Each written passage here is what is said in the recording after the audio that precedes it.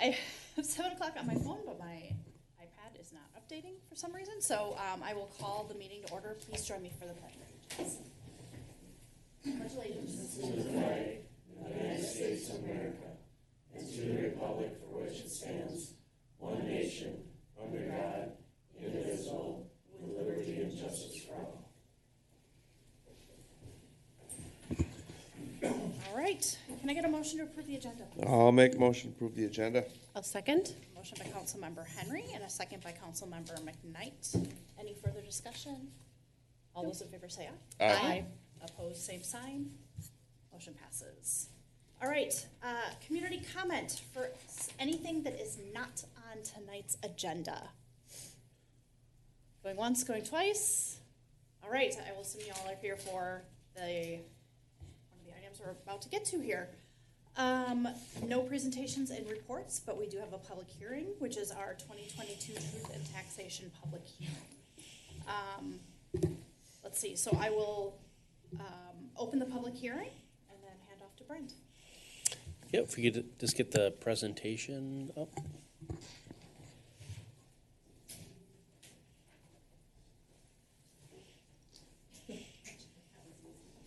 All right. Well done. Thank you, Mayor and Council. Welcome to everybody in the audience and those watching. So tonight is our annual Truth and Taxation hearing. It's an opportunity really for property owners, residents, businesses, really anyone who's interested in kind of the inner workings of how our budget is put together. It gives them an opportunity to share their perspectives, points of view on the budget and the levy.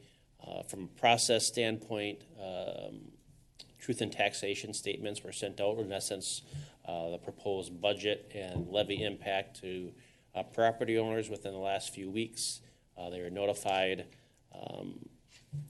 of our hearing along with hearings for the school district and county. And so one of the things that we like to do is just kind of go over the truth and taxation statement. So here you can see a sample truth and taxation statement. In the upper right corner, kind of in the red box, is the value and classification. So this is a residential property. It's subject to a homestead exclusion, so that gives a property tax credit, if you will. And then you can see the value information. Now, sometimes folks will come to this meeting and be concerned about the value. We can't deal with value concerns. So if anyone in the audience tonight, or if they're watching, has a concern about what their property has for a value, feel free to connect with the Carver County Assessor's Office. You can see their contact information here. Mark is actually just, I think, recently appointed the new Carver County Assessor. Keith Kern, who many of you know was the previous assessor, retired. The second piece is kind of the tax impact. So you can see Carver County, the city of Carver, Eastern Carver County Schools, special taxing district, so that's the Metropolitan Council is in there, as well as other special taxing districts. So I think in this instance, this would be the Carver County Community Development Agency. So although it comes as one bill, the city only has the ability to impact what you see in that red box. So it's one of the examples that we use. It's like getting your bill from Excel, CenterPoint, and your cable bill all in one. Each entity is responsible for their own piece of the pie, if you will. And so general fund overview, the city has a couple of different businesses, one being utilities and one being the general fund. And so the general fund gets its source of revenue from property taxes, state aids, permits and fees, and it funds all the pieces that you see there: fire protection, information, technology, city council, recreation, streets, snow plowing, etc., parks, kind of the main kind of business of the city. Your monthly utility bill funds enterprise funds, meaning the city's water, sanitary, sewer, and stormwater functions. The general fund, or your property taxes, don't pay for the water fund, and the water fund, when you pay your monthly utility bill, doesn't pay for fire protection, parks, etc. They're kind of separated into their own businesses, if you will. And so our budget schedule, kind of how we got to today, we usually as we did this year, kick off the budget season in late May and in June. We have a budget kickoff where we review with the city council where we were last year, what we're expecting. And we also review our long-term financial plan, which in a sense contains the city's capital improvement program. So we plan for projects 5 years out related to staffing, equipment. Other pieces are contained within that, street projects, etc. Council gives us some feedback, some goals, some perspectives as we start to prepare. And then throughout the summer, staff works on a series of draft budgets. In August, we present the first draft of the general fund. We in turn provided 2 separate drafts after some additional feedback from the city council. The city council also reviewed enterprise fund budgets, which aren't subject to what folks are getting within their truth and taxation statements, but just for the folks that are watching gives them a sense of how the budget process is built. Again, the council then reviews its long-term financial plan, the primary piece being the capital improvement plan, updates that from the 2021 to 2025 plan to the 22 to 26 plan. A big piece and what influenced what folks see in their truth and taxation statement is the preliminary levy that's certified by the city council in September. So that's sent to the county, and what that says to residents and those interested is this is the max that we're going to need to collect to operate the city in 2022. Now we can go lower, but based on what we're seeing for budget conditions, this is the max, and then that number in turn is used to make the calculation that shows the proposed impact that residents receive in their truth and taxation statement. In October, we continue to look at our general fund conditions. As you know, the city council looked at different rates and charges related to both enterprise funds, but as well as general fund activities. Then you can see in November, residents, property owners receive their truth and taxation statements. They're invited to I would say the highlight of the budget process is the truth and taxation public hearing, where it's that interaction between property owners and community members with the city council.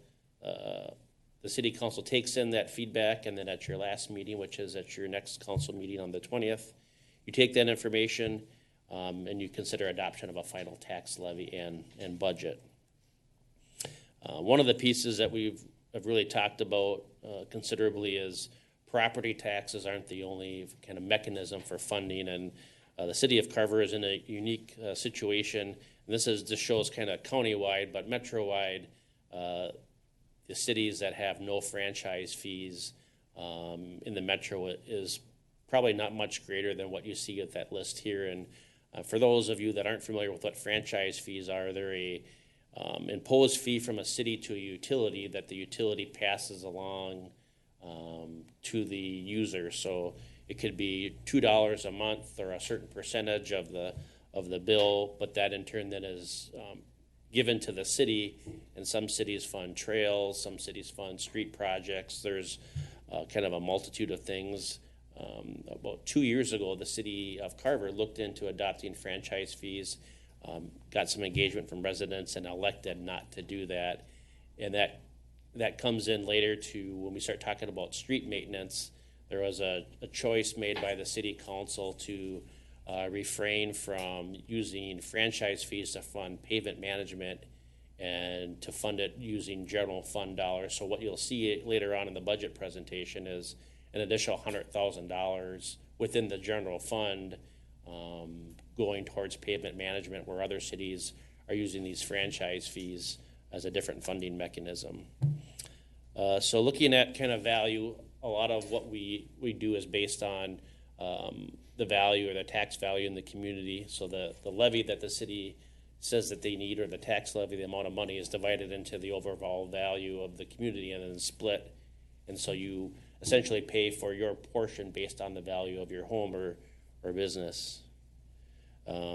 This is how the city stacks up with our other Carver County cities. As you can see, Chanhassen has the most taxable market value, and then Carver is about fifth down. As I go further into the presentation, note kind of how these cities stack up, because there's a direct correlation between these values and where tax rates end up. It's not a coincidence, and you can kind of see some similarities and track some connections there. Looking at our general revenue overview, about $160,000 from local government aid, so that's in some years that has been kind of an unstable piece, as the city council knows too well. If the state's ever in a deficit situation, local government aid is oftentimes something that is kind of first on the chopping block. We feel that that's stable in this instance. We're still anticipating strong housing applications in 2022. We are projecting a loss of about $16,000 in revenue related to state aid funding or state aid status. So we're receiving additional money going over 5,000 population. So we're receiving quite a bit more. I think somewhere between 250 and 300,000. That'll be segregated into its own account for specific streets. This 16,000 was more of a general funding mechanism for cities under 5,000. So we had some more liberty in using that. So that's why we're showing that as a loss. And then the proposed budget also shows a transfer of $75,000 from our special capital fund. So that's a surplus that we've received from previous years. So the council for the last several years have used part of that as a way to kind of mitigate the tax impact to residents. And then kind of what I was alluding to earlier, $100,000 into the pavement management plan from the special capital fund, so that we can do a project in the Eagle Ridge neighborhood, which I'll get into a little later. So proposed revenues for the general fund, about 75% from property taxes, excuse me, about 15% from fees, licenses, and permits. So that's more than just building permits, that's liquor license, fees, sanitation licenses, etc. Fire contracts is related to the city provides contracted fire service for Dahlgren and San Francisco Township. The transfers you see there at the 2% is related to the special capital fund. So debt service. So this is kind of this I would say is probably the biggest piece of the general fund budget. This is the debt related to the general fund. Of note, I will kind of point to the bottom in the green highlighted area. The Jonathan Carver Parkway Improvement Project is significant, as it's about a $325,000 increase to the city's debt levy for 2022. We are in a situation so that, as you can see, the 2010A refunding, that's going to be dropping off. This will be our last debt service payment for that. And then in 2023, that payment will also be coming off. So you can see here what was related to the Jonathan Carver Parkway Improvement Project. The 4-lane improvement from 212 to about 4th Street West, but it also included roundabout, different, as we talked about during the work session, different improvements to Monroe, Ironwood, and 6th Street West. There was a new underpass, etc. And so as we get into our debt service levy history here, you can see a 27.3% increase to our debt service, and that equates to about 26.7% out of that 27.3 is related to Jonathan Carver Parkway. And I was commenting to Aaron before the meeting. I did some math on this afternoon. If the city was able to not have that, and obviously we needed the project, so part of this is kind of a fool's errand as far as like looking at what if, but I think it provides some context. The average value home is paying about $159 of additional taxes to fund this project. And so if you look at our proposed tax rate of about 48, just above 48%, if you take out the $323,000 of debt service related to this project, our tax rate would be about 43.44%. So it tells you, I don't think it gives you any assurance like, okay, we still have to pay for it, but I think it does tell you that Jonathan Carver Parkway and doing that improvement is kind of a once-in-a-generation type of an improvement for our community. It's not something that's going to happen every 10 years, a partnership on the major county road going through the community. So hopefully that provides a little bit of a window into why we're in the position as far as presenting the budget that we are this evening. Again, our debt service levy history, you can see significant increases related to Jonathan Carver Parkway and then the City Hall project in 2019. Street maintenance levy, which I've mentioned a few times, so this is the first year of our program. We had a $120,000 contribution in 2021 that's being increased by an additional $100,000, which will allow for a reclamation and mill and overlay project in the Eagle Ridge neighborhood. So that'll be Debbie Lane, Griffin Street, the associated cul-de-sacs that you see there, along with work on Skyview Lane. Mount Hope Road is going to be done in a future project later on this decade. Kind of spreading our wings outside of the street projects, looking at employee pay. The proposed 22 budget reflects an across-the-board pay increase for part and full-time employees, which is at 3%.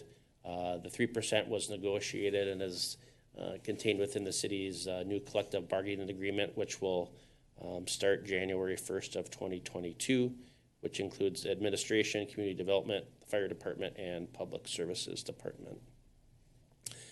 New staffing request, which is also, I would contend, in addition to Jonathan Carver Parkway and the pavement management plan, the third kind of leg of our 2022 budget relates to staffing requests, and I would say primarily adding the position of a finance director, which was identified in the city's strategic plan. We have kind of a one-person shop right now related to Kathy Elke, our longtime accountant, and so we've identified a need to provide some additional support and resources in a growing community to have a finance director. We'll also be adding an additional public services tech. So for those that are watching, that's essentially someone to plow streets, maintain parks, etc. And then a new seasonal position with the additional landscaping that we're having in the community, someone to work in the landscaped areas, flowers downtown, etc., so that the investments that the city is making into those amenities are maintained and preserved going forward.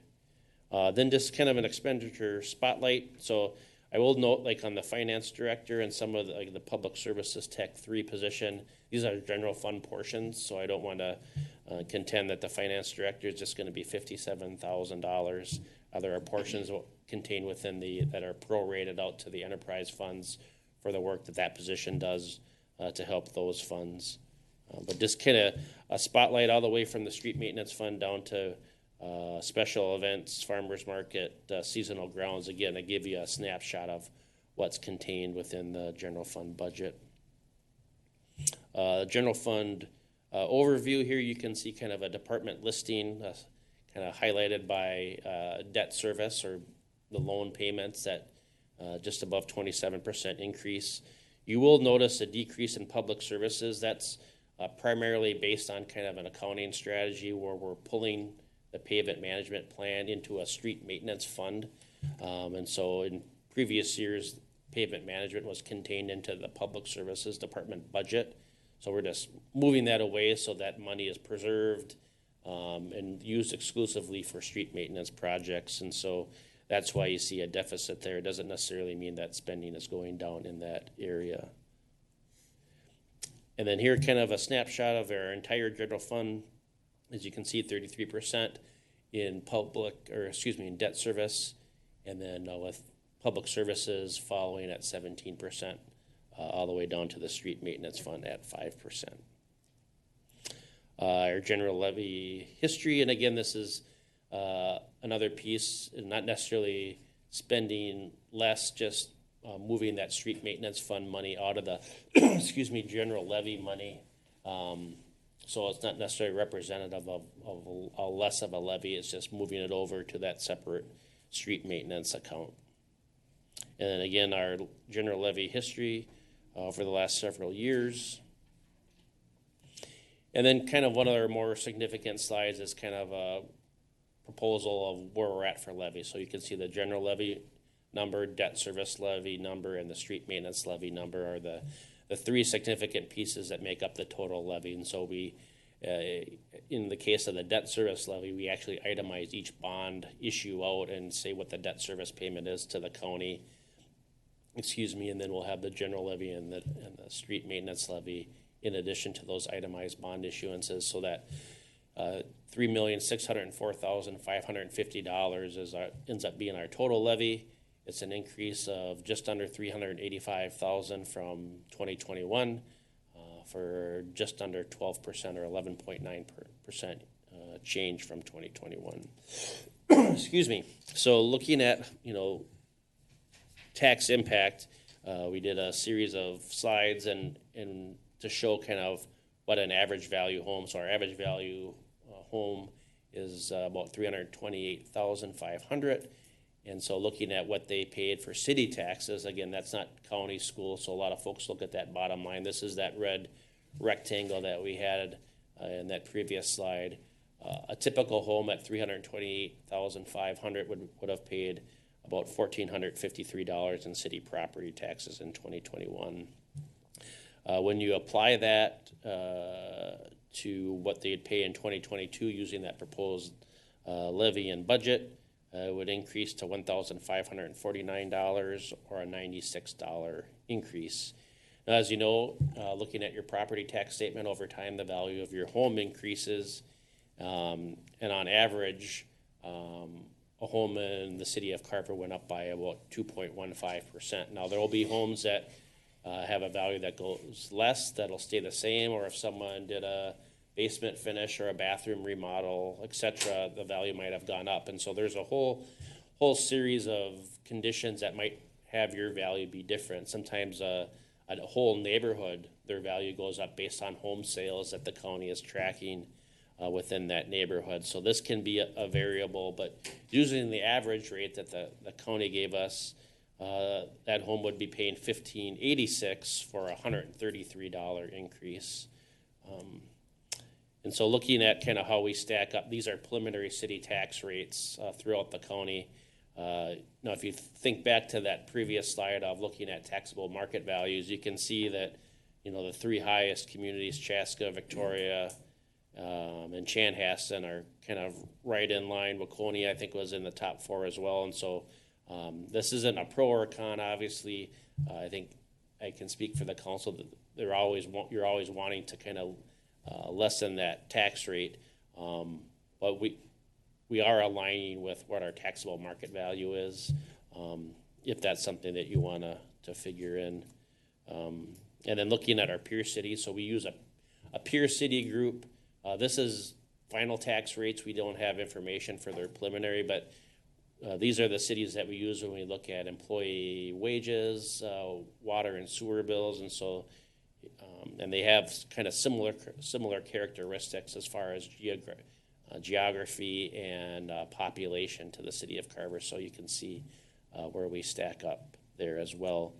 One of the things that we're always interested in too is tracking our progress over time. And here you can see that at least over the last 10 years, there has been a drop. There are going to be ebb and flows related to city taxes going up and down based on a certain project occurring.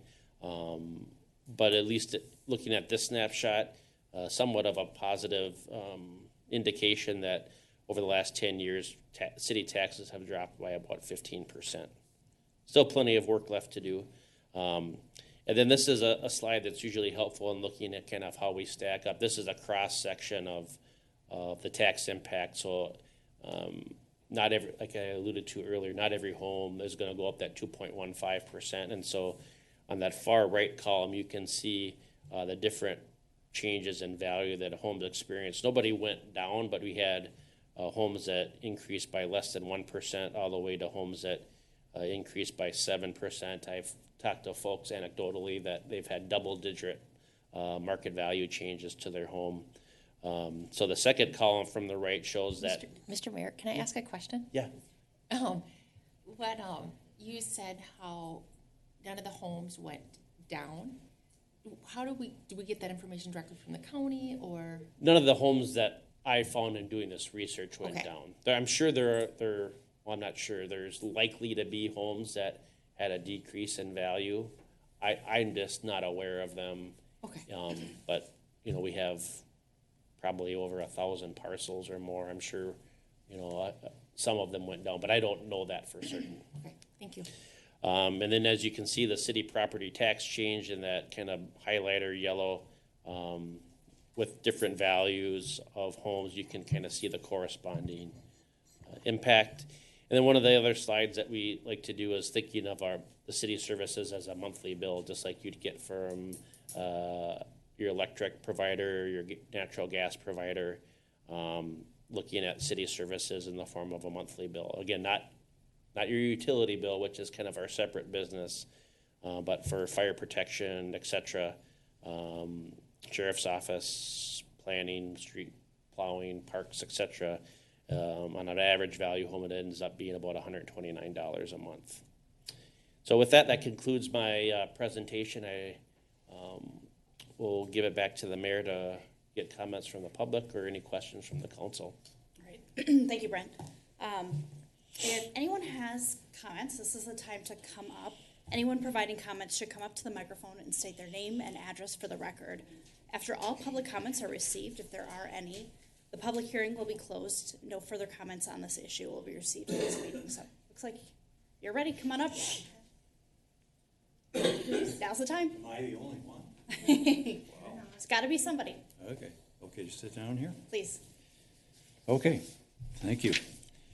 Yeah, I came tonight to Can we address. have you start by Telling my name. introducing Yeah, your name and address, my name please? is Don Wiggins. I live at 1207 Vernon Drive Thank you, Mr. in the Lylewood area. So I did come to address the property tax increase that would result from the general budget. Just a few facts. This is my situation, so I'm going to explain it that way. I'll put some context around it. So before the new school levy is factored in, my property tax increase is proposed to go up 7.7, the total for the property tax increase. County taxes will be about 6.2%. And I'm sure the school taxes are going to impact us when we get that final number. I don't have that number yet, what the impact will be. But my main concern tonight is the Carver City taxes. My residential property is valued at $332,000, which is just slightly above the average home price of $328,500 that was stated in this latest reflections that came out. And I would be very satisfied if my increase was the $96 that was stated as the projected across the board increase. However, my increase is far greater. It's $205 just for the city, which is a 15% increase in one wallop for the current year. My neighbors in the Lylewood Homeowners Association tell me that many of them are facing similar kinds of increases, city tax increases. My wife and I moved here 3.5 years ago from Waconia, and we love Carver. We've encouraged other friends to move here, and so we like the city. I'm not in any way being contentious with you tonight, but I think you need to hear from somebody that's a person who's really being impacted by this. So I understand that the Jonathan Carver debt service accounts for much of the increase. I get that. But I also believe that double-digit tax increases are too high to just pass on to people like me who are seniors all in one wallop. So I've just come to share the impact that this has on me and my wife, and to request that the council reconsider the budget increase in the light of the major impact that it has in 2022 on probably many residents, but certainly upon seniors. For the immediate future, the 2020, that would be 2022, based on the greatly increased property base of $39 million, which I saw on page 11 of the general fund budget, $39 million tax base increase, and the 2-point-something% increase in value. I believe that an 8 or 9% increase would be much more in line with growth in Carver and with the economic reality that many of us are facing. Certainly seniors should receive some kind of relief in 2022. I would encourage you to give thought to that. As a group, we are hit particularly hard by large tax increases because we do not get a large annual increase in our income. And so we do express our views by voting and by participating. So I came tonight to kind of represent what I hope is a segment of our population. For the future, I would urge you to consider an annual percentage cap on the increase on any individual property that has not been improved and goes up in value substantially. It's an idea to be worth considering. So, in summary, I appeal to you to reconsider the budget with a view to finding some cuts. Like, for example, in light of this once-in-a-generation hit that we're taking on this debt increase, and if I heard you right, Mr. Merrick, there are going to be some things that are going to be retired next year, so we won't have that all hitting us. This year it hits us like a ton of bricks. When I got my tax bill and opened it up, I just sat there and shook my head. I thought, how in the world do we absorb that in this particular year of the economy in our country hitting, the pandemic, all the rest? If you delayed that $57,000 even 1 year and just held back until things even out a little bit, that would help some. It wouldn't reduce it much, but it would be of some value. Maybe there are other things you can find. I would just encourage you to try to find some ways to trim it so that it limits the impact for the many seniors, especially who live here, who love this community, who own property here, who want to stay here and don't want to see the tax things go up like they've done in Waconia and many other cities, almost forcing us out of those communities.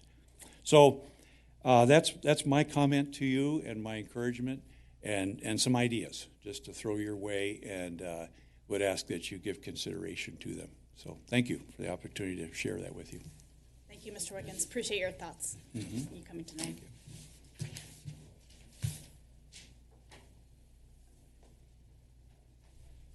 Next.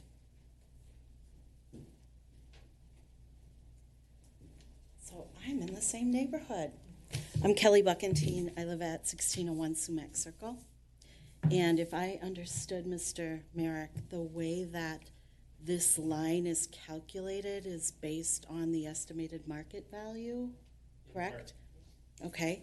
I guess I'm looking to be educated. Are there other elements of consideration that go into this line of determination for my particular address for the city of Carver tax valuation? Are you asking about the value of your property? No, I understand that's not here. Okay. What I'm asking is, besides the value of the property, what else goes into consideration of calculating this particular number for the city of Carver? Are there other elements? Just give me 1 second. So if you look at this slide on the screen now, so if whatever your value is of your home, if it's not 328.5, it's whatever, fill in that blank number. There's an exclusion that the state has a program related to that lowers that value. And then what happens is they take that taxable market value, which is that far left number, they multiply it by the tax rate, the residential classification rate, which is 1%.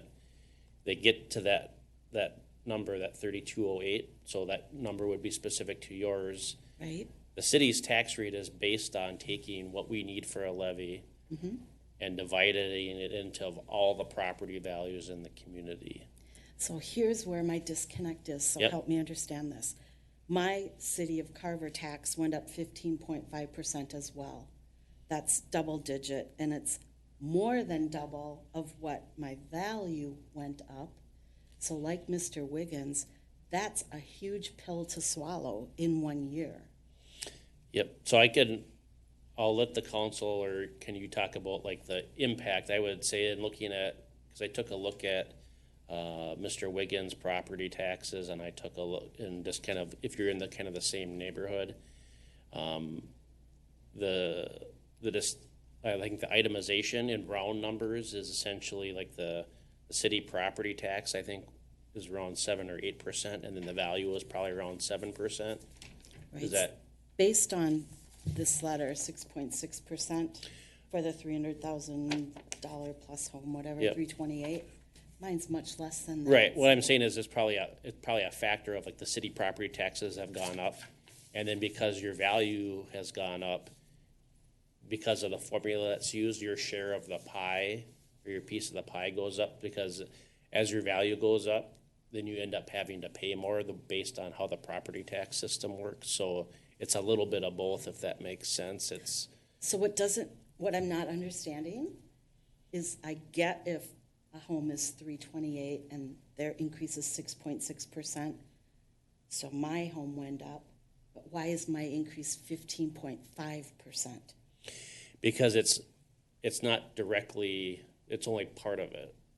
Does that make sense? So the city, even if let's just say the value of your home stayed even. Say it's even, right? The city's your increase would have probably been around 7 or 8% in just city taxes, because the city needs more money to pay for the things that you saw in that presentation. But then you add on that your value went up, so then it's a double. It's like you're having to pay a larger portion because your value went up, so it increases it. I'm happy if you want to set up a time I can meet with you and I can go over it kind of step by step if you'd like to. I'm happy to do that. If it's non-negotiable, I would like to echo what the previous neighbor mentioned, is it's a huge pill to swallow when you're on a retirement income. Not only do we have this as a double-digit increase, you have inflation at 6%, right? You've got gas continuing to go up. Everything is going up. And, is there anybody here who had a double-digit pay increase in the last 2 years? So it's all adding up. And to get it hit double-digit at one time is really a lot. And I'd appreciate reconsideration for that, not just for myself, but for the rest of my retired neighbors around me. So, thank you. Thank you. Thank you. Appreciate your comments. All right. With that, can I get a motion to close the public hearing? I'll make motion to close the public hearing. Got a motion by Councilmember Henry I'll second. and a second by Councilmember McKnight. Any further discussion? All those in favor say aye. Aye. Opposed, same sign. Motion passes. All right. Are there any additional comments or questions from City Council at this point? Hearing none. Oh, no, we have. Okay. Go ahead, Christy. Brent, I'm asking this, and you may not know because we're not the school district, but do we know per household what the school district is going to be, or what that range might be for the referendum that passed?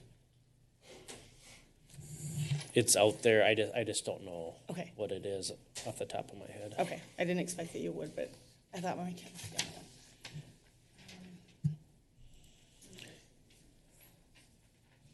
You're good? Okay. Any other comments? Oh, sorry. Just Mayor, Council, and just for those that are in the audience tonight, just as a kind of understanding the process. So typically the council wouldn't take any action at the hearing. They'll present the final budget and levy, and if they want to make any changes, they would do so at the December 20th meeting. So there's typically not a conversation related to changes, but they'll typically take the feedback that they get in and emails, calls that they get over the next few weeks, and then provide any final feedback to staff at the December 20th meeting. Thanks for that, Brent, because we are very likely here going to move down the agenda, but I don't want to discount you guys taking the time to come here tonight and share your opinions and thoughts and feedback. So thank you. Courtney, could I make one more comment? Yeah. Brent, we had mentioned, and for those of you who are here tonight, about franchise fees, and I don't know if you might be aware of how many weeks and weeks and months we went over franchise fees. And just the council as a whole voted that we felt that franchise fees were not transparent with our tax base. So if you saw some of the other cities that were on here, Chanhassen and such, you're going to see $2 to $5 on your bill for your cable, on your bill for your electricity that you don't realize is there, and it kicks back then to the city. We didn't feel that was transparent. So this is not in any way to where I'm not listening to what you're saying, but I think it's hard sometimes to understand those franchise fees that we chose not to have that, not, as I will call it, the non-transparent tax come out of your bills and then flip back to us without it really being something that is aware of to the public. So, but thank you again for all of your comments tonight. All right, moving on to the consent agenda. Can I get a motion to approve the consent agenda, please? I'll make motion to approve the You can stay if you want. I have a motion by up to you. Councilmember Henry A second. and a second by Councilmember McKnight. Any further discussion? All those in favor say aye. Aye. Opposed, same sign. Motion passes. All right, moving into business items. 8.1, the Ironwood Park Improvement Project. Ms. Smith. Thank you, Mayor and Council. I just got a new computer, so I'm kind of anxious about the projection, so I'm happy that it's there. Well, we can have a good snapper. That's true. finger. Yes, just stand up and it'll happen. Yeah. Tonight, we are discussing Ironwood Park and authorization of plans and specs for a project we've been working on together for about 6 months at the Parks Commission and City Council, a bit longer with just the Parks Commission. So for some context for people watching at home, or a reminder of where we're at, we're directly west of Carver Elementary School. Ironwood Park is an existing city park with Timber Creek, the recent residential development proposed and approved by Lennar. The city received an additional roughly 3.5 park acres that we've been working towards programming. So tonight, I'll go through just a pretty high-level overview of what the park has, and then we'll recap the park open house that we had a couple weeks ago. So on the screen now is the overall plan for the updated park. So you'll see that a majority of the programming is pretty close to the Timber Creek neighborhood in the southwest corner. So the area there has a skate park, a basketball court, a pavilion, and then a few other features throughout the park. There's an outdoor classroom near Carver Elementary, and then a really robust trail system, which we've worked pretty hard to get some lengths that we think will be applicable not only for students at Carver Elementary who have to run the dreaded mile, but also community members that might want to use the park for just recreation uses. So dialing in a little bit, we'll start north, we'll move south, just again a really brief overview. So north, you'll see on the plan there's a future regional lift station. It looks really big. To me, it looked really scary at first, but it was nice when the engineering team told me it won't happen for 10 to 15 years. So not something we need to think about today, but something that will be there in the future. Not an area that we want to program, a park area where people fall in love with an amenity that we suddenly need to remove for a lift station. So the Parks Commission and the City Council both stressed having just open passive spaces for people to be in this park. So we kept large portions of it unprogrammed. The area here has a couple informal seating spaces and then connecting into the trail system with the bridges that we installed a few years ago. Moving south, there's the outdoor classroom. I met with the principal of Carver Elementary, Ryan Finke. They were really excited about the idea of the outdoor classroom, looking forward to using that for programming with the school. And then kind of the meat and potatoes of this park is a pavilion that has, again, some passive seating, some Adirondack chairs in a seating area and some limestone. Something that I think is unique and could be a draw to this park, and also the pavilion are the outdoor games. So it's something unique that we don't offer in other places in Carver right now, are the beanbag boards, the permanent ping pong, and then a shelter that can be rented with a shelf. So if you wanted to do food service with crock pots, something that needs to be plugged in, along with water. The updated skate park is another big feature in this park. As I think we all know, the skate park and community park is used really heavily. Councilmember Mock made a really good point to leave that skate park until kind of it runs its life, which might be soon. But just knowing the excitement that people have for the skate park, I don't think there's anything that would lead us to believe that we should take one out at this point, just with the popularity. Basketball court, and then a trail system. At the November 1st City Council meeting, there was some feedback from council members that we took into consideration in this plan. One of them was relocation of bathrooms, so we had them slated kind of in the park area, so we pulled them a bit closer to the trail, which will lead for easier maintenance, but also takes it out of the park a little bit, so it's not part of the programming necessarily. We talked quite a bit about parking, so we added roughly 10 additional spaces with an area for drop-off. So if you are dropping a kid or treats at a soccer, lacrosse, football game, you're able to do that pretty quickly, get out of that parking lot. And then an expansion to the shelter. It was important that the shelter was a little bit larger to accommodate some events, and then also thinking about people living in the townhomes of Timber Creek that might really get some use out of this as more of a community space. The trail system that we've been working on is highlighted on the map now, so you'll see there's several loops at varying distances that people can use for recreation. Also will likely be used pretty heavily by Carver Elementary.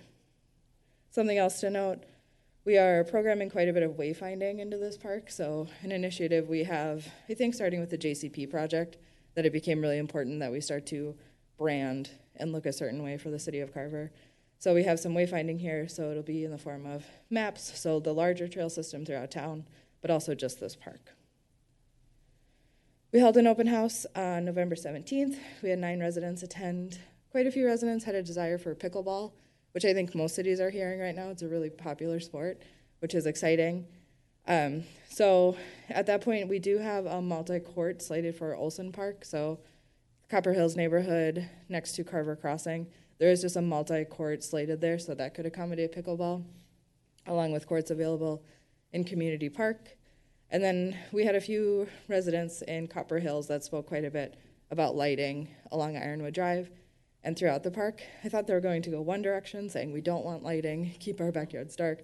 They want the complete opposite, which was a nice surprise that they want some more lighting. They are hoping to keep Ironwood Drive safe, the park a safe place. So we'll incorporate that into the plans as well. So tonight, we are asking for authorization to go out for plans and specs for Ironwood Park based on the feedback we received from Parks Commission, City Council, and neighborhood meeting, the open house. So I'll open it up for questions. Questions, comments?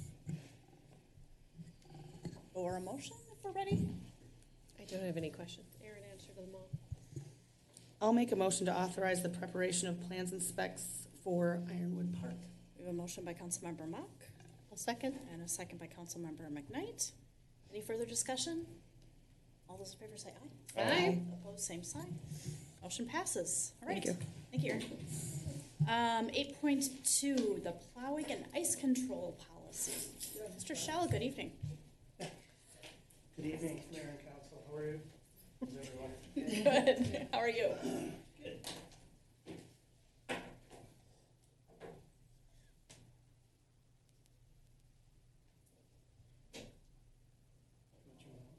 Oh, yeah. Thank you.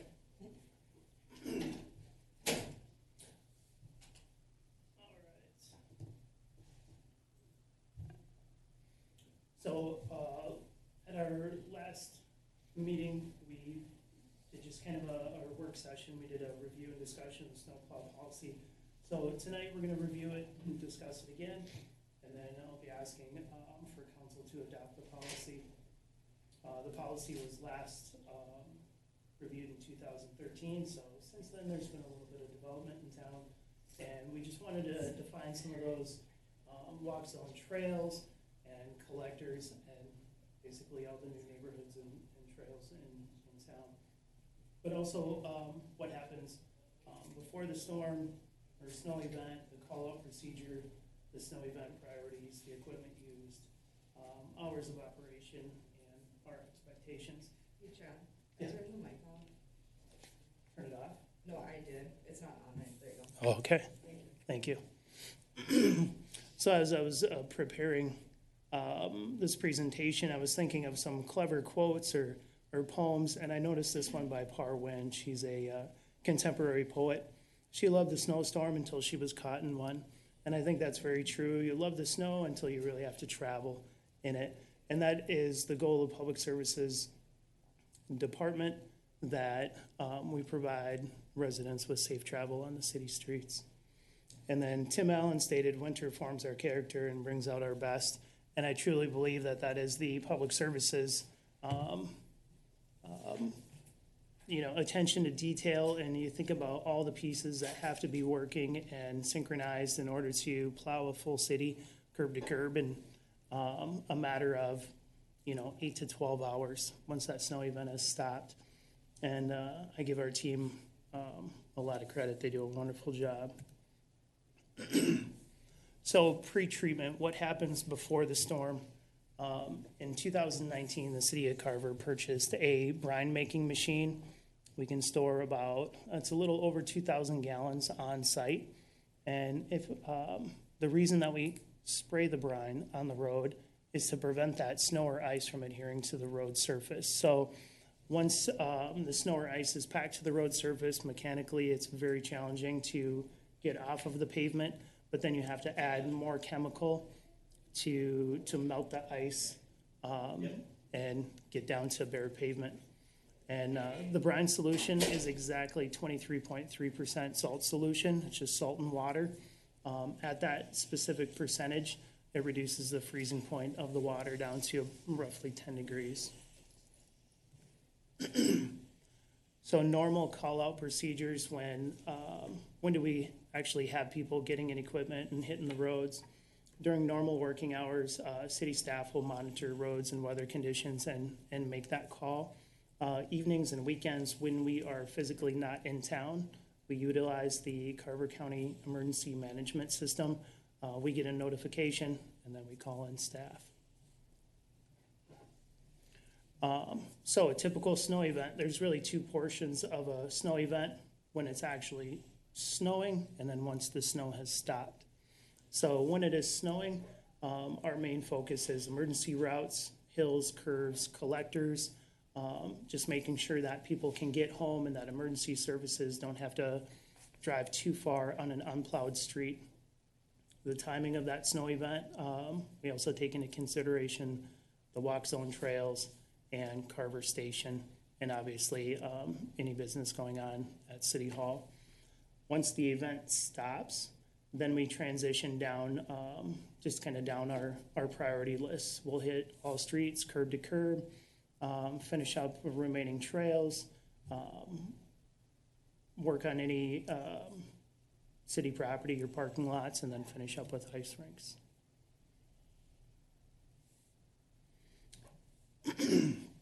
So again, when it's snowing, we're just running our emergency routes, making sure people can get home safe and emergency services can get to the location quickly. Once that snow stops, then we split into our south route and our north route.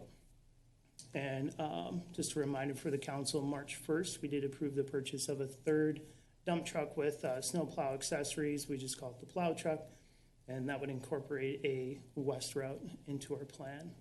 We also have a small truck route, the downtown area, the trails, cul-de-sacs, and ice rinks. So the south road is basically Mount Hope, and then everything south of 6th Street. There hasn't been a lot of development in this area, so this has been relatively unchanged. You can see kind of from the diagram, the red is our emergency route, the purple dots are the cul-de-sacs. So we'd hit those, the red emergency routes first, and then once that snow event is stopped, then we hit all of the green, and then we'll come back, typically a different crew will come back and clean up the cul-de-sacs. So the north section where we've seen most of the development, everything 6th Street all the way up to Fleet Farm. That one has been, or has seen the most growth.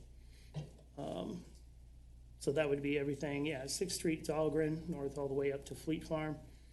And then our future route would be west, everything west of JCP or Jonathan Carver Parkway, from Fleet Farm all the way down to Dahlgren would be that third plow route. And here's our updated trail system. I think before, when I showed this slide, everything was red and green and it looked really, really busy. I asked the Bolton and Mink staff to kind of modify this. And this mustard color is basically every trail that we touch in the city of Carver. And also in the policy, I do call out the walkability or walk zone trails. Those are the trails that are going to be getting the kids to school and home again. On the east side of Jonathan Carver Parkway, it'd be 6th Street all the way to the head of the Snake Trail. On the west side of JCP, it would be Monroe all the way down to White Pine Way, also including Hartwell, Ironwood, and both of the underpasses. and then the downtown sidewalks. Basically, 4th Street sidewalk, bridge decks, and all city properties. So the equipment that we use, again, once the new plow truck is here, that would be third in our 3 large plow trucks in our fleet. They're specifically just for the roads. 2 loaders for cul-de-sac cleanup and parking lots. The 2 one-ton plow trucks for the smaller, more maneuverable areas. Pickup truck, skid steer, and Toro snowblower, all for trails. And then the Kubota snowblower is a smaller machine, so it's made specifically for sidewalks. And then our snowplow schedule. So we do run roughly 4 shifts, and it does cover all 24 hours of the day. We do have people specifically focused on Carver Station or the park and ride, the walk zone trails to school, and then the downtown area before businesses open. So our expectations on the roads, first, we mechanically remove it or plow it or push it, and then we chemically treat it. So the photo on the left would be basically an untouched road. We don't want any of those in Carver. This photo on the right, this person is making their pass out. They'll be dumping chemical, and then we want to see that spotty pieces of pavement showing through. And the same would be for the trails. We don't want kids walking to school in an unpaved, unmanicured trail. We want to see that spotty pavement showing through. Any questions? Questions? I do have one. Go ahead. Possibly because I missed the work session, but just back on your trail map, I see one of the trail plow routes is the trail that goes along the levee downtown as well as past Casey's into Chaska. Yes. So are we taking over plowing that? Is that new this year? Yes and yes. Okay. So, kind of an interesting sidebar to that. The county is actually reviewing their policy related to that, and is, I think, in a few weeks or maybe sometime into the new year, the county board, I think, is actually going to be considering reimbursing cities for doing that work. But in the interim, Marty Walsh, the county parks director, is just asking the city to fill out a permit, and then we'd be plowing that. As you know, we've received considerable feedback for wanting to get that trail section open last year. So yes, that is a new piece of maintenance just based on council feedback and resident feedback. Okay, good. Thank you. That was my only. Can I tag on to that? Because I know there are going to be a bunch of folks who are happy about that. Do we know that Chaska's doing their end of it so they won't get into kind of halfway to Chaska and 4 feet of snow? We don't. Yeah. We don't at this point. Okay. Could you follow up on that? Just check and see. And then I like the idea of that reimbursement. Does that include the JCP trail and any other county trails? I don't have any information beyond what I shared with you. Sorry. Okay, that's okay. I just got super excited about that. Okay. That's all the questions that I have. Anybody else? Nope. All right. Hearing none, we need a motion for this one. I'll make a motion to adopt the 2021-2022 snow plowing and ice control policy. We have a motion by Councilmember Sayre. I'll second. And a second by Councilmember McKnight. Sorry, Chad, I have one more question. I also have something too now. Oh, perfect. You had a slide in there.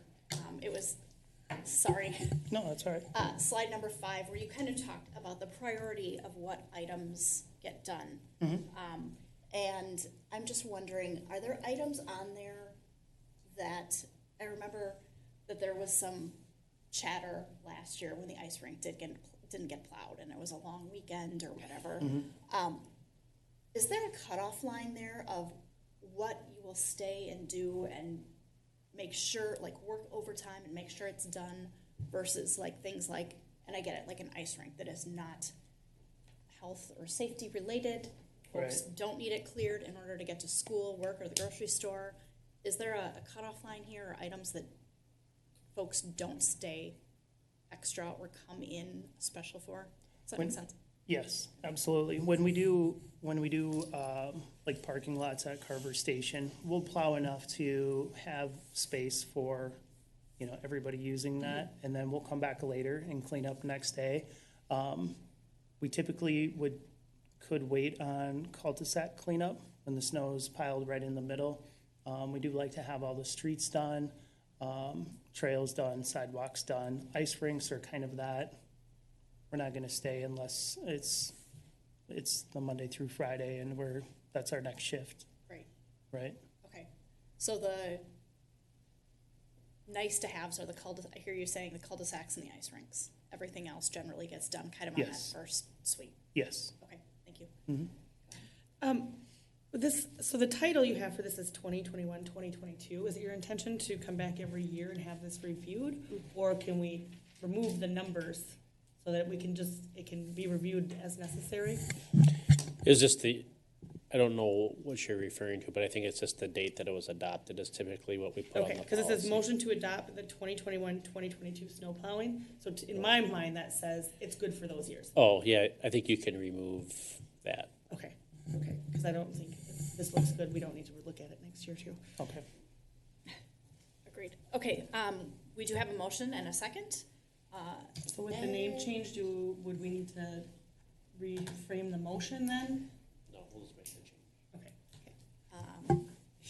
I turn to you next. Okay, he says yes. That was friendly amendment. It sounds like everybody's okay with it. So. Yes. Yeah. Okay. We have a motion and a second. Any other further discussion? Not. All those in favor say aye. Aye. Opposed, same sign. Motion passes. All right, moving on to 8.3, the sign and pavement marking policy. Mr. Merrick.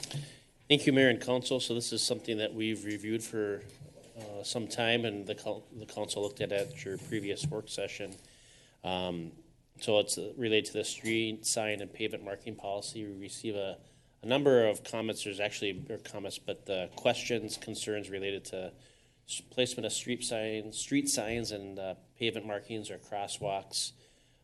We don't have a kind of a centralized way to take in those requests, or frankly, a kind of a consistent way to review those and make sure that we are having something that we can repeat on a consistent basis. So if we mark a crosswalk in one neighborhood but not in another, there just wasn't anything repeatable, and so we looked at that as an opportunity to create something. So we developed a goal to adopt a policy for street signs and pavement markings that would reflect best practices and engineering standards for pedestrian and driver safety, that would establish a consistent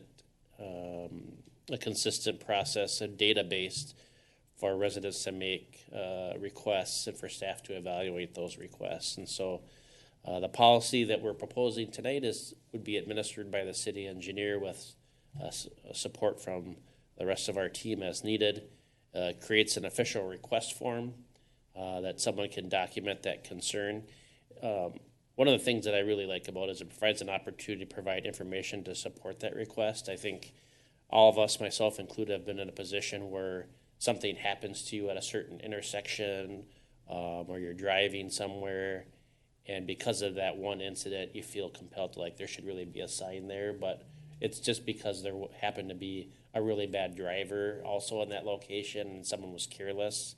It doesn't necessarily mean that a sign should go up, because as we know, then that sign sits up there for decades. And so what this does is it takes a little bit of the emotion out of the equation.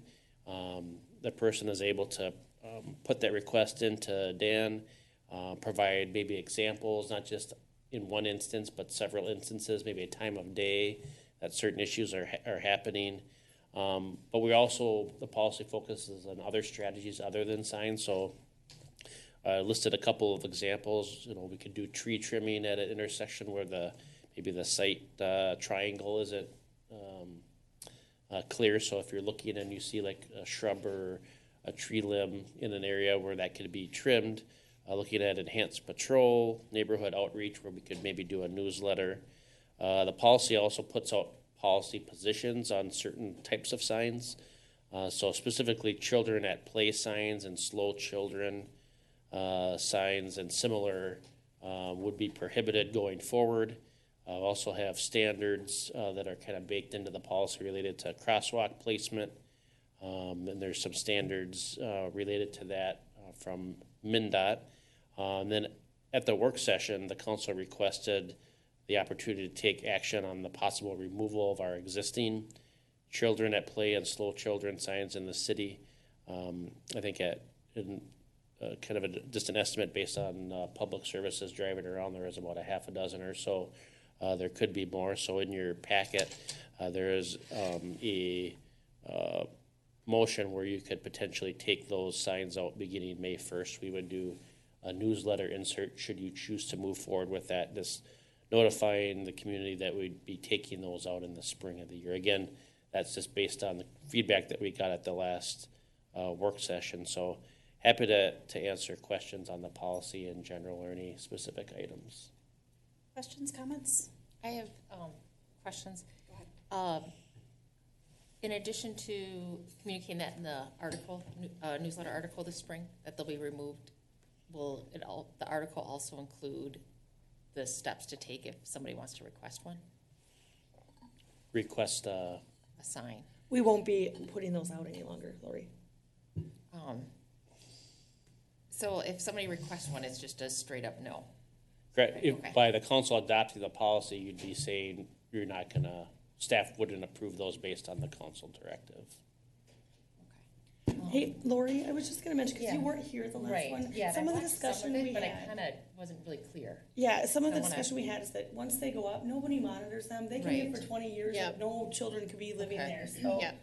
they're just, they're sort of up and nobody knows if they should be or shouldn't, they don't belong because there aren't any children anymore. So that's where the discussion kind of came from. And I feel like the policy allows for. So I'm not taking of questioning it, complaints. just more like if there is communication, people don't agree with it. Right, so if Is somebody this has a kinda concern, they can log it, right? There are other Yeah, like methods when do than they putting up speak a up? sign like that, right? Okay. That's what this policy is saying, that we have other tools, right, to address those concerns. We still want to hear those concerns, There, right? that part. Yep. Yeah, I didn't want We it to still be, want to hear that. Yeah.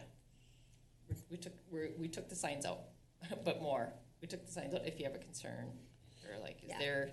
Well, there wouldn't be a way for them, if you adopt the policy as is, if they would request a children at play sign or a slow children sign, when Dan would get that, or if I got it, I would just say the policy doesn't allow for that sign based on, the adopted policy by the council. Now, if it was we'd like to see a four-way stop at this intersection, Right. then that's processed using the best practices and standards that Dan has available to him to assess the situation and the data that was received in that request. But if you adopt the policy as is, at least going forward, those signs wouldn't be permitted.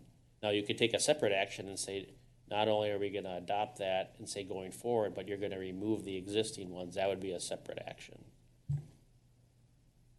Understood. But so if someone had a concern, maybe there were a lot of children in the neighborhood and they thought cars were speeding by, they could report that concern about speeding. And there are other tools for us to Correct. address that than putting up a children at play sign. right? Correct. That's what we're saying here. We still want to report it. We want to hear the concerns and we want to take appropriate actions, but those signs are not in our policy. Correct. They're not. Yes, I would say they're not tools in the They're not toolbox tools. that we're Exactly. using any longer, or would be. All right. So thank you. So my other question is, what's pavement marking? So that'd be the traditional one would be a crosswalk, but sometimes it could be painting a curb yellow in a certain area, etc. So.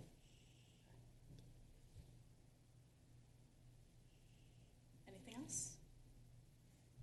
No, those are my only questions. Any other comments? No. The only other comment I want to make is that I really like this feedback mechanism. I know, we as we consider different types of infrastructure developments or improvements in the city, we like to say, well, what has been reported, right, in that area, and are there ways we can address those concerns? So I really like that we're gathering this data from the community, that we have a policy to be able to do that. So great. All right. With that, I'd entertain a couple of motions. I have one question. Oh, sorry, go Do ahead. we have a deaf child area zone sign up in town? Yeah, I think it was about a year ago, the city had adopted a specific ordinance related to a deaf child. And so that's gonna stand on its own, as not related to this policy. Okay, so that's not gonna affect it at all? No. Okay, that was my only question. All right. Now we're ready for motions? I'll make a motion to adopt the sign and pavement marking policy. I'll second. Okay, we got a motion by Mayor Johnson and a second by Councilmember McKnight. Any further discussion? All those in favor say aye. Aye. Opposed, same sign. Motion passes. I will also make a motion to remove all slow children and children at play signs beginning May 1st, 2022. I'll second. We have a motion by Mayor Johnson and a second by Councilmember Mock. Any further discussion? All in favor say aye. Aye. Opposed, same sign. Motion passes. All right, council communications. Joy? I don't have anything. I have a Southwest Transit meeting later this week. Lori? No updates. Christy? We had the Carver Village Christmas last weekend, so it was nice. It was a nice day out. I'd like to say thank you, obviously, to the Carver Lions and then the fire department, because they are a big help with that too. And Santa arrives in a fire truck, so we appreciate that. They did the Christmas tree lighting in the park, and that was partially Lions and partially Carver on the Minnesota. And I don't know if we're having an HBC meeting yet or not. We are. We are. That's all I have. Nothing. All right, let's see. Since we last met, we had the Chamber's annual Mayor's Luncheon, which is always a fun event where the mayors of Chaska, Chan, Victoria, and myself give updates on our communities. With Brent and especially Aaron's help, I turned my presentation into a game of bingo. So we had prizes when I said certain words like levy and budget and all those kinds of things. So that was fun, and I think everybody else enjoyed it. Which meeting was that at? That was at the Chamber Luncheon. The Chamber Luncheon, gotcha. Chamber Mayor's Luncheon. We went last, so we didn't outshine everybody else's presentation. The Carver Business Alliance had a meeting last week, and we're still having decent participation in that. The Carver tree lighting, as Christy mentioned, was a really great event. Thanks to everybody who spent the day decorating the park. It looks really, really lovely. I had my nephews, and then I asked Zach Gavin, who is a young man in our community who, when we did this 2 years ago, he was the loudest voice during the countdown. So I knew he would just totally dig helping me do the countdown. So it was fun and great to have him help with that. Last week we had a regional city visit from the League of Minnesota Cities. So we had mayors from Chaska, Chan, and Waconia along with their city managers and administrators when we talked to 4 folks who came from the league, just to kind of get a pulse of what's going on the Southwest Metro. The Southwest Corridor Transportation Committee met last Friday. Carver Ridge had a craft sale last Saturday, which was fun. A lot of the residents are ridiculously talented and had some good stuff there. Carver Village Christmas, as Christy mentioned, was great, and a really great combination of volunteer efforts between the fire department and the Lions, like Christy had mentioned. And then last but certainly not least, we have a fun addition to our family here in the city of Carver. Nick Jorgensen and his wife, Lauren, welcomed Graham Ford on November 21st. So I think he was a few days early, but he's here and he's happy and healthy, and hopefully they're transitioning into parenthood well. That is it for me right now. Let's see. Right now we're going to go into closed session for Mr. Merrick's annual performance review. But before we need to do that, I need a motion to go into closed session. Can I just go back to the previous page on communications? Is there any city manager updates, or is that later? I think Brent did them during. I did our them during the. During the work session. Yeah. work Okay, session. thanks. He I'll make a generally motion waves and tries to- to get my attention if I miss it. I'll make a motion to move into closed session. Okay, Is that good? that, I'll second it. I always like to give the statutory site because it's a Sorry. requirement, so. Hold on. Pursuant to Minnesota statute, section 13D.05, subdivision 3A. we good? No, I'll second that. Okay, we've got a motion by Councilmember McKnight and a second by Councilmember Henry. Any further discussion? All those in favor say aye. Aye. Opposed, same sign. Motion passes. All right. For anybody watching, we will be back in a few minutes.